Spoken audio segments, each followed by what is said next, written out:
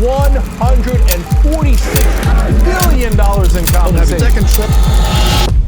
Wall Street has always interested me, a place where money and greed go hand in hand.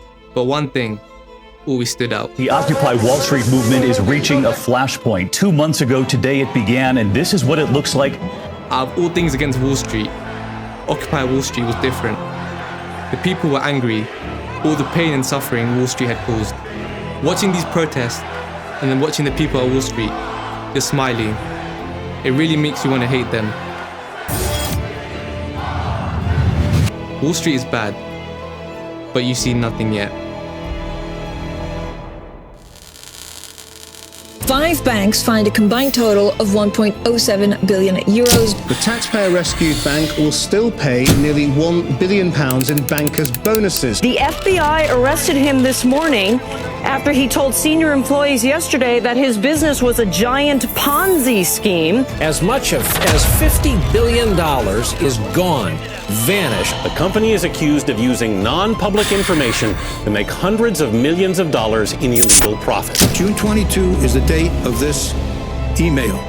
Boy, that Timberwolf was one deal. Because you didn't tell him you thought it was a deal. When you hear your own employees or read about those in the emails, do you feel anything? I think that's very unfortunate to have on email. Are you embarrassed? And very, but it just was not very large. Billions seem large to a lot of folks who've lost their homes.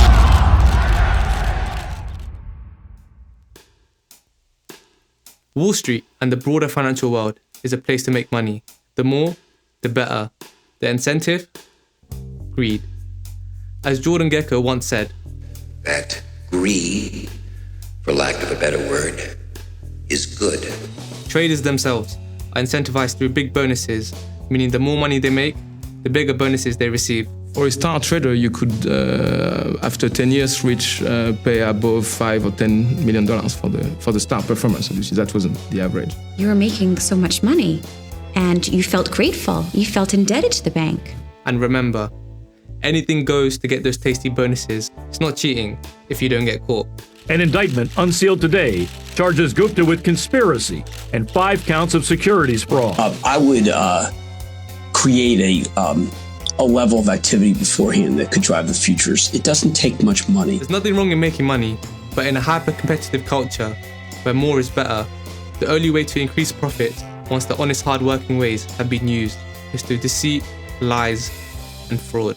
Getting an unsophisticated client, it was the golden prize. The quickest way to make money on Wall Street is to take the most sophisticated product and try to sell it to the least sophisticated client. Phrase ripping someone's face off that was used on the trading floor to describe when you sold something to a client who didn't understand it and you were able to extract a massive fee. If one company is making higher returns through an illegal manner, it doesn't matter. That's where the money will flow. So you have 2 options: adapt or die. You see your neighbor making tons of money in that activity, even if you don't understand it, you just walk in. Wall Street wasn't always like this. Investment banks and funds on Wall Street were partnerships where the partners' own money was on the line, so the appetite for taking risk was much lower. But it's all changed when the investment banks went public in the 80s and 90s. The close relationship between the bankers' decisions and the compensation broke down. They were now trading with shareholders' money. This meant talented traders and managers who were once stuck to their firms could now leave and play other companies against each other for more money. And to prevent these traders and managers from leaving, companies offered aggressive incentives. This is a quote from the former Citigroup CEO Sandy Will. I think if you look at the results of what happened on Wall Street, it became deregulation redux. Well, this one's doing it, so how can I not do it? If I don't do it, then the people are going to leave my place and go somewhere else. The culture of Wall Street had become one of pure greed, where nothing was off limits, and the only game was not getting caught. However, what allowed bankers to make these massive deals and get these big bonuses? Derivatives. The derivatives industry is huge and estimated to be worth a total of $12.6 trillion. And this is how Wall Street makes most of their money. I would say probably 2/3 of the trading revenues was directly or indirectly associated with derivatives. Spreads on derivatives are several times larger than on comparable cash securities, just as a general rule. Sometimes derivatives are used to do regulatory arbitrage. This is, in a sense, just a legal way to get around the law. And this is what banks basically done. They would look for problems that clients had and would offer them solutions through derivatives. And these institutions call a Wall Street bank and say, we need something that will juice up our return. We need to make more money. However, the problem was that the bankers or anyone on Wall Street didn't really care about the long-term consequences of the deal. So once they made the deal, they were long gone, as all they cared about were their bonuses.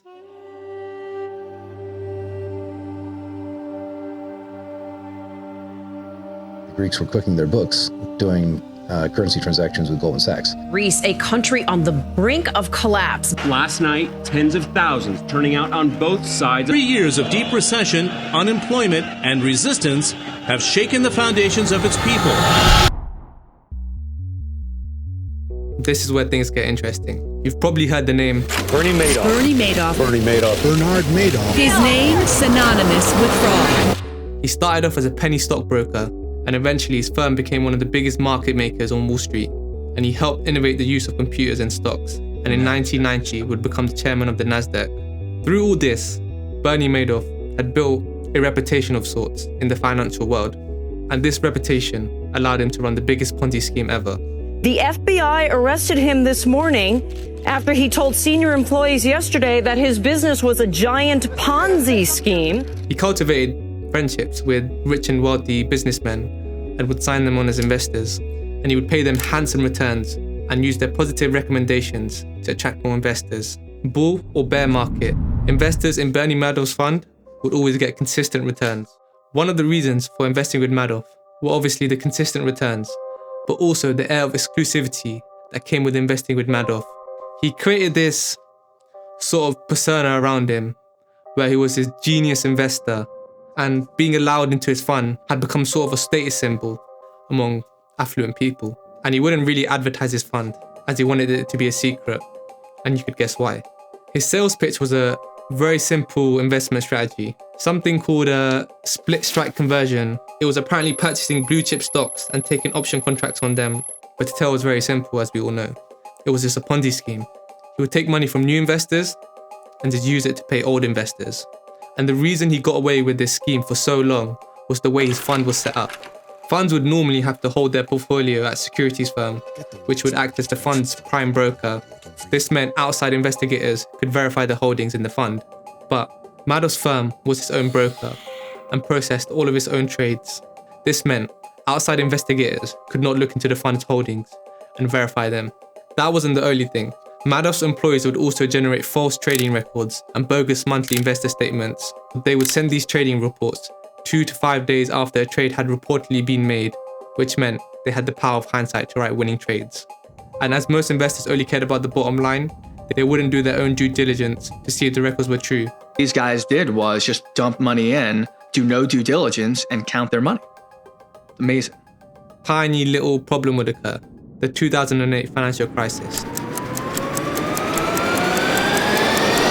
The crisis was here, but he was still reporting high returns. However, panic investors and people in trouble due to the crisis needed cash and started pulling money out the fund. The game was up. Madoff wasn't able to get money in fast enough to cover all the withdrawal requests, and as he was living on borrowed time, he confessed to his sons, who would later report him to the authorities. He was eventually sentenced to 150 years in prison, and in his guilty plea, he admitted he hadn't traded since 1990, and all his trades were fabricated. He defrauded $17 billion in cash and $64.8 billion in paper wealth from investors. How many times did you send material to the SEC?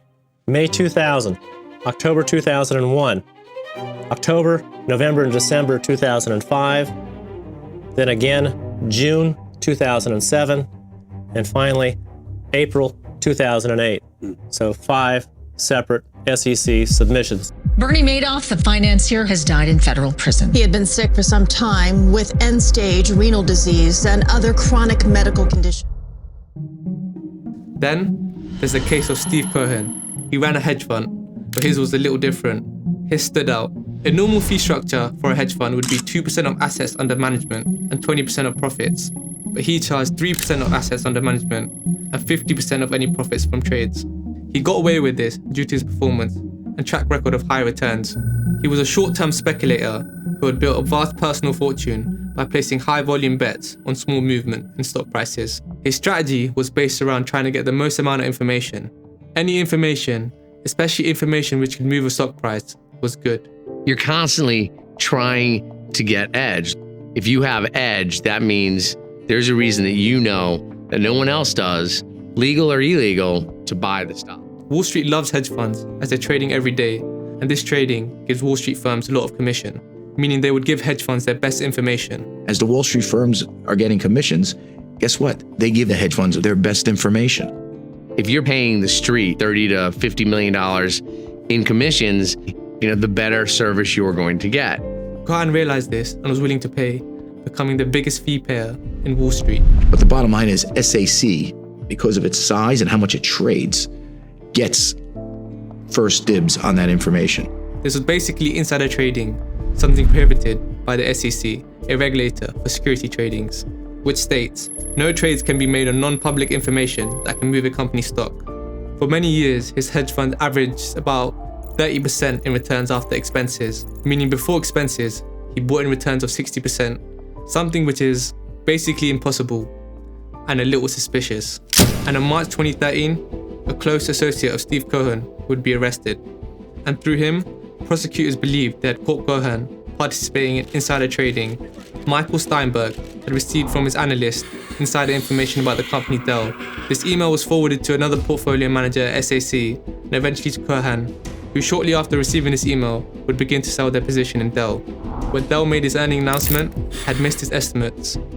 Another employee who had been accused of insider trading because he had come into contact with a doctor who was working on a clinical trial for a drug on Alzheimer's. The news on the drug looked good, and SEC built up a large position in the company who were developing the drug. However, during the second round of trials, things weren't looking as good, and the doctor leaked the results to Martoma. And the very next day, SAC aggressively unwinded their position and shorted the stock, and in the process, making $275 million by shorting it. These two cases were the closest government officials ever came to indicting Cohen. Even though he had received an email with insider information, his lawyers argued, let me go through what they said. That it was highly unlikely Cohen had read the email. Even if he had read it, he didn't necessarily trade on the basis of it. And even if he had made a trade based on it, this didn't constitute insider trading because Cohen knew so little about the original source of the tip, as the email didn't indicate that its contents were non-public.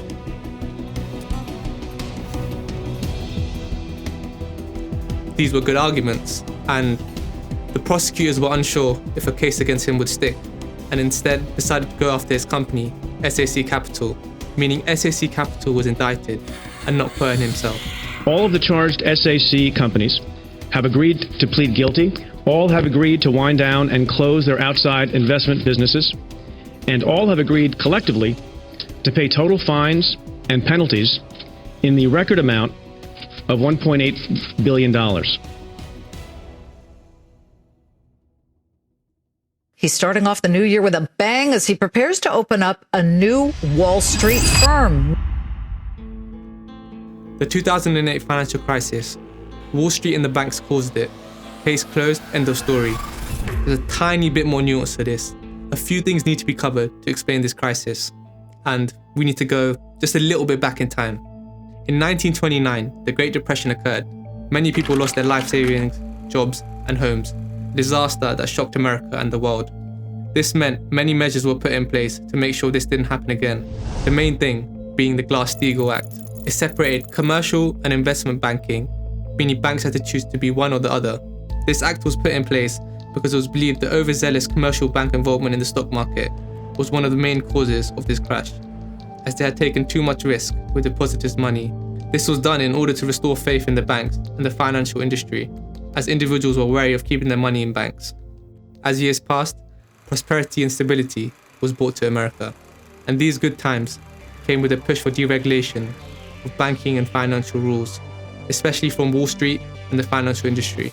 And with the introduction of the Reagan administration, a push for deregulation would come about, as Reagan was an advocate for the free markets and believed that government should have little to no involvement in the markets. My intention to curb the size and influence of the federal establishment. And this school of thinking was backed by the Thatcher government in the UK. I believe you won't keep political freedom unless you also have economic freedom, which means that you must have a large part of free enterprise in your whole economy. They advocated free markets, which would self-regulate and not need any government oversight. When the Clinton administration came in, things would go a step further. The most core components of the Glass-Steagall Act were upheld, known as the Graham-Biley Act. It allowed commercial and investment banks, security firms, and insurance companies to consolidate. As deregulation came about, it would lead to the invention of new technology in the financial industry, derivatives. And any attempt to regulate derivatives was faced with a massive pushback from banks, the financial industry, and their buddies in the government. And in December of 2000, Congress passed the Commodity Futures Modernization Act, written with the help of financial industry lobbyists, banning the regulation of derivatives.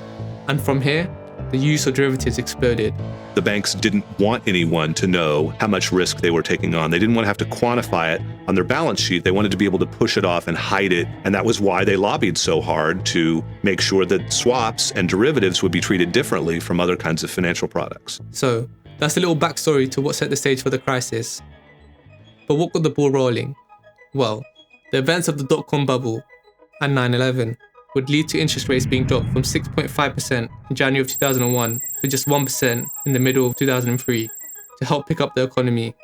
This meant money would flood the US economy because of low interest rates and capital from foreign investors wanting to invest in safe US assets. As interest rates fell, home refinancing surged and people were taking out equity out of their home to spend more money. The drop in interest rates also meant home sales were increasing and average home prices were climbing nationwide. As house prices rose, more people wanted a piece. Construction companies bought more houses. Speculators bought houses to flip. People bought second homes or moved into bigger houses. This caused a fever in the housing market where prices kept on rising. This meant the housing market became a money machine where everyone profited. More fuel was added to the fire by government policies which encouraged home ownership, pushed by the Clinton and Bush administration. Especially by Bush, where the housing market was the only positive in an era of war and stagnating jobs. Here in America, if you own your own home, you're realizing the American dream. Mighty muscle of the federal government in combination with state and local governments to encourage owning your own home. That's what that means. Lenders of mortgages were keen to give them out. Firstly, because it would increase their profitability, but also because there was essentially no risk to them for giving out mortgages because they could be sold on. This process is known as mortgage securitization. Initially, banks would give out mortgages and would have to hold them on their books, meaning they would normally be more prudent in handing them out. But mortgage securitization changed all this. Mortgages from lenders could be sold to government-sponsored entities and eventually to private companies. This basically meant that people who gave out mortgages would get their capital back, be able to give out more loans, and make more profit. However, there was a problem. There was no moral hazard for the banks. The quality of the mortgages didn't matter to them. Why? Because they didn't have to hold them, they could just sell them on.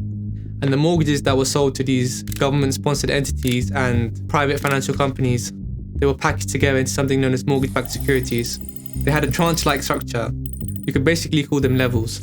For example, senior, mezzanine, and junior tranches, with credit ratings for how safe they were.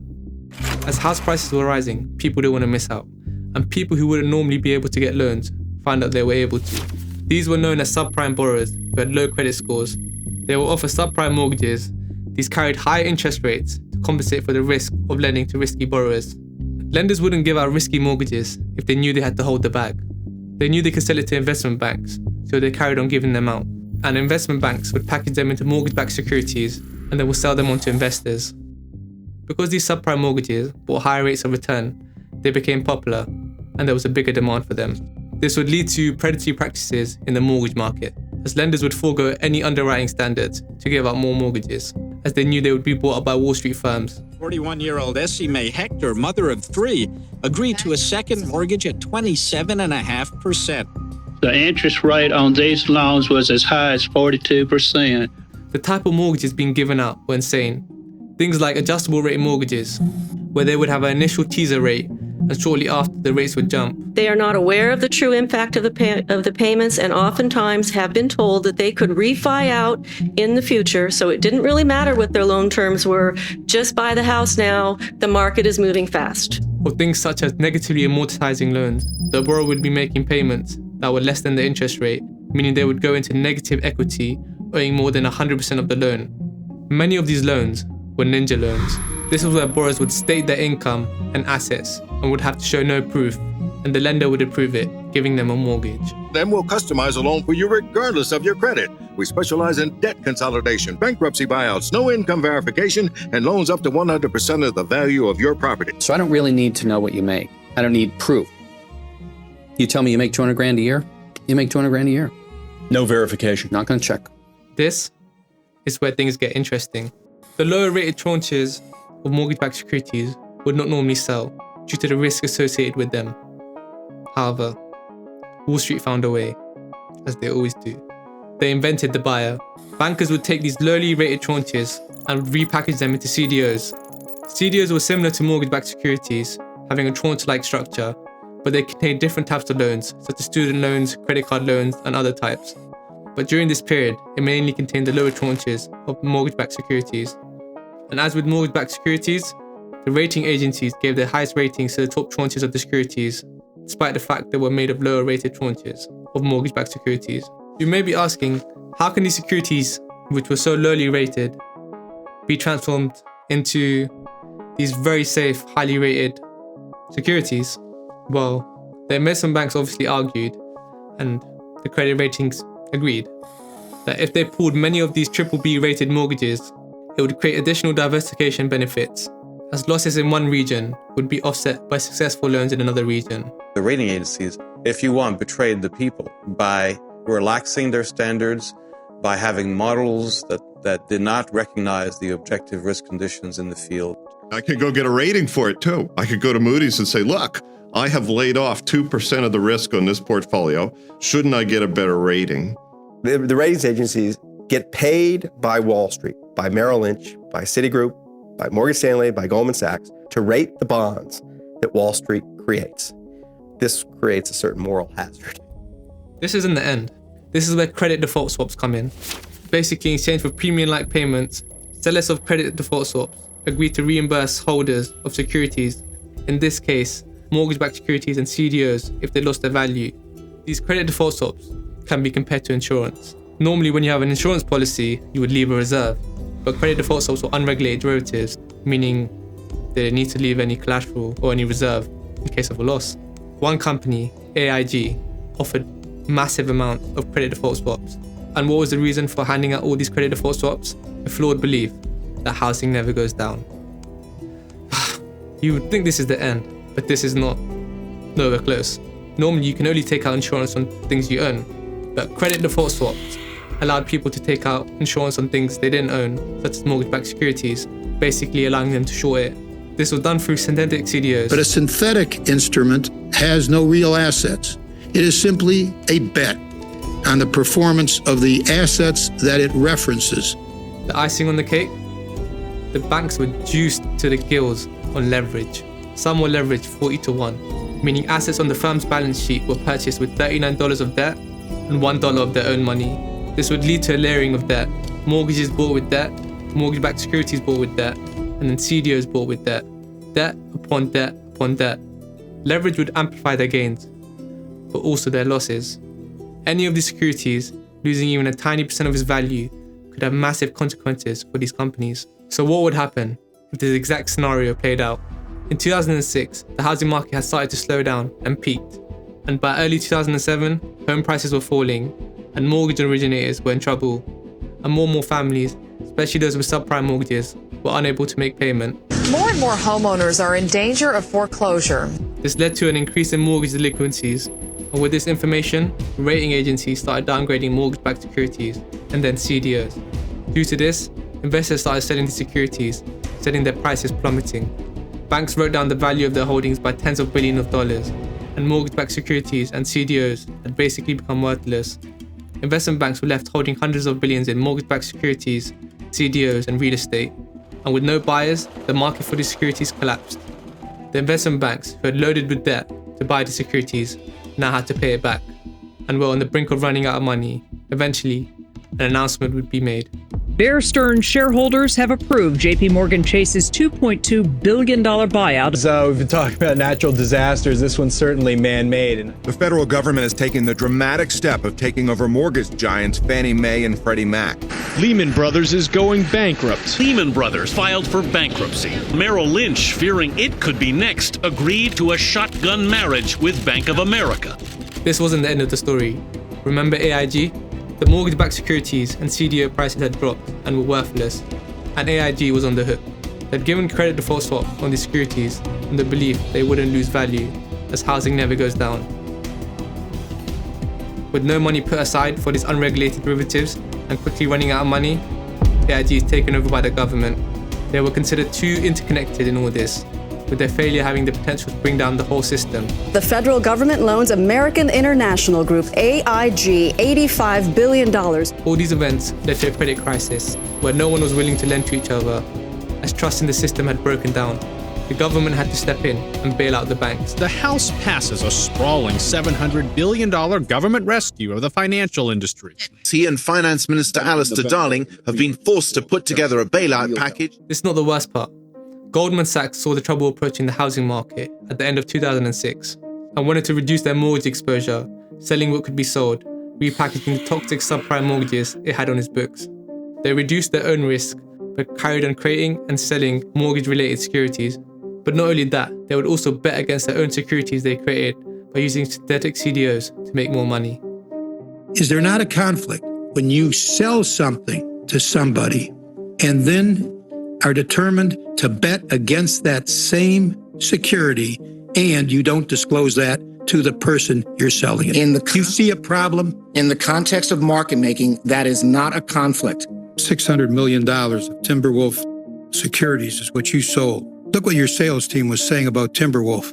Boy, that Timberwolf was one shitty deal. July 1, 2007 tells the sales force the top priority is Timberwolf. Your top priority to sell is the deal. Wall Street bank Goldman Sachs will pay $5 billion to settle claims that it duped clients with rotten mortgage investments that Goldman knew were likely to fail. Retirement funds, which are only allowed to purchase AAA rated securities, bought these mortgage-backed securities and CDOs. People who'd worked their entire lives lost their money. Millions of jobs were lost. Families lost their homes. Doors shut. Employers cut jobs. People living in suburban ghost towns. And the worst thing? Nothing changed. Even after the banks were bailed out, they still paid out huge bonuses to their bankers. Citigroup, Merrill, and 7 other banks, which got $175 billion in tax-funded bailout money, paid out $33 billion in bonuses. This is not the only time banks have been involved in scandals. Banks and scandals are synonymous. With one of the biggest Wall Street insider trading cases ever. By senior Goldman bankers and their co-conspirators to pay billions of dollars in bribes to senior government officials around the world. Since this massive years-long scam came to light, you have said repeatedly, quote, I am accountable. Have you resigned as CEO or chairman of Wells Fargo? The board, I serve at Have you resigned? No, I've not. All right. Have you returned one nickel of the money you earned while this scam was going on? And the board will do... I will take that as a no then. JP Morgan Chase has to pay $920 million as part of an agreement with financial regulators.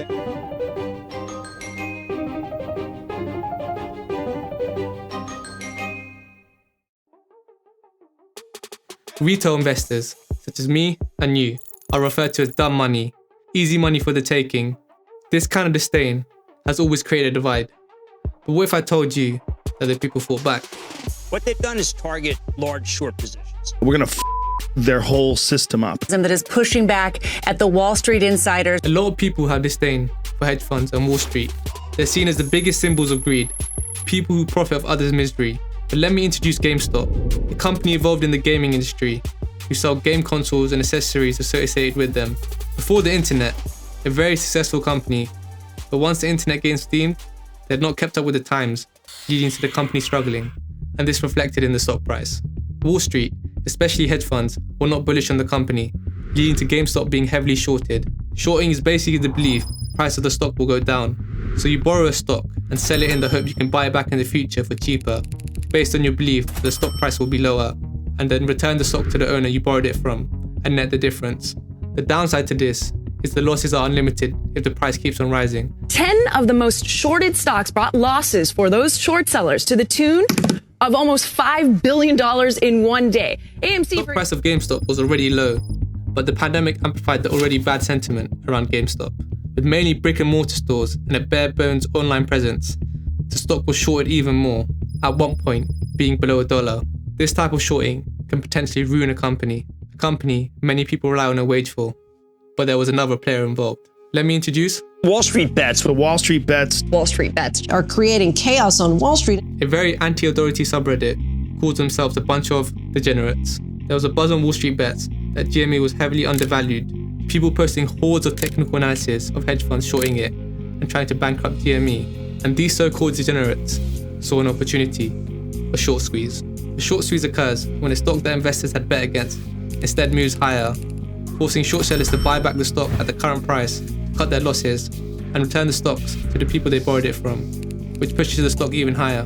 This has happened before, with a previous example being VW or Volkswagen. Be the worst case scenario short squeeze one can in fact imagine. And this scenario was a big corporation versus hedge funds. Here, this is a bunch of Redditors versus very sophisticated hedge funds. So, what could possibly be the outcome? A catalyst for GME stock price rising was the addition of Ryan Cohen to the board of directors of GameStop. This was seen as good news for the company, especially as he'd run a previously successful e-commerce business, turning around their fortunes. This also coincided with the information that GameStop was being heavily shorted and was very undervalued. Post after post on Wall Street Bets about how GameStop was being heavily shorted and the mother of all short squeezes was possible. Hedge funds such as Citron Capital had shorted GME, and their founder had made videos trying to miss the price increase, saying it would fall, trying to fight Wall Street Bets. Who left at Citron Research, giving you 5 reasons why GameStop is going to $20. The amount of people who are so passionate about putting GameStop higher, not based on any fundamentals, it just shows the natural state of the market right now. Or as Seth Klarman said today, a bunch of frogs in a pot of boiling water. He became a meme and the price kept rising. This only furthered Wall Street Bets' resolve, showing them that they had the big guy sweating. I remember finding Wall Street Bets the weekend before the madness. I think the price was around $40, and all I remember was post after post after post on the subreddit of people saying the mother of all short squeezes is possible. They wanted to put a middle finger up to the hedge funds. They wanted to make money, and there was this technical analysis after technical analysis of why it was so heavily shorted. I didn't personally fully understand what was going on, but I definitely was caught up in the hysteria of it all. And I was like, wait, if what they're talking about is possible, this could be crazy. And then news came out that a hedge fund called Melvin Capital, which had shorted GME, had lost billions and was being bailed out by other funds. The firm has actually obtained investments from both Citadel and Point72's. This caused so much more hysteria behind it. A hedge fund was out of business just because of a subreddit. It's insane to think, isn't it? Movement had become a political symbol. A movement where the little guy finally stood up. Celebrities, politicians, everyone was getting involved and talking about it, as Wall Street finally had a taste of their own medicine.